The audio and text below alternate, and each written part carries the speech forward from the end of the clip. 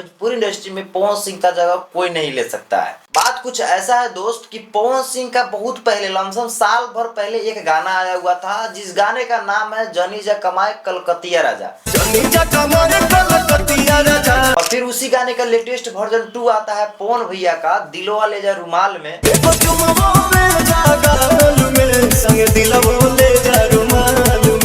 उस गाने पे पूरे व्यूज मिला है भाई 15 करोड़। यानी कि जब पवन भैया ने लेटेस्ट सॉन्ग 2 लाया दिलवा ले जा रुमाल में, उसी म्यूजिक पे पवन भैया का गाना था। जैसा म्यूजिक था पहले वाला, सेम प्रोसेस पे पवन भैया का दूसरा स्टेप था। और ये स्टेप भाई इतना हिट किया कि 15 करोड़ व्यूज लेकर आया है। और पहले वाला जो गाना था कलकतिया, उस पे भाई 2 करोड़ व्यूज था, और जो नया लाए उस पे 15 करोड़ व्यूज है। इस म्यूजिक पे पवन भैया का 2 ही गाना है। और उसके बाद में एक गाना आया हुआ है मेरा म्यूजिक से रितेश भैया का, जिस गाने का 3 दिन हुआ है रेलिया।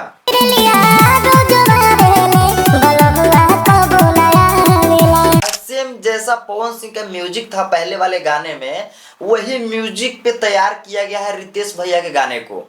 मतलब देखा जाए तो सेम म्यूजिक रितेश भैया का और सेम म्यूजिक पवन भैया का। यानी कि पवन भैया के म्यूजिक को उठाकर रितेश पांडे ने गाने को गाए हैं। और मैं ये बात नहीं बोल रहा हूँ कि रितेश पांडे ने पवन भैया के गाने को धुन को कॉपी किया है, ऐसा कोई बात नहीं है। क्योंकि जो म्यूजिक बनाए थे पवन भैया के, वही म्यूजिक डायरेक्टर ने इस गाने को बनाए हैं। जो राइटर ने पवन भैया गाने को लिखे थे, वही राइटर ने रितेश भैया गाने को लिखे हैं। मतलब हर चीज सेम है। भोजपुरी इंडस्ट्री में ये नहीं है कि उसका धुन ये चोरी कर लिया भाई, एक धुन पे भोजपुरी इंडस्ट्री चलता रहता है। यानी कि एक धुन पे अगर कोई गाना हिट हो जाता है भोजपुरी इंडस्ट्री में, तो वही धुन पे बहुत सारा कलाकार गाना गाते रहते हैं। तो इसको मैं चोरी का आरोप नहीं लगा सकता हूँ, बट इतना कह सकता हूँ कि जैसा गाना पवन सिंह गा देंगे वैसा भाई किसी से नहीं हो पाएगा।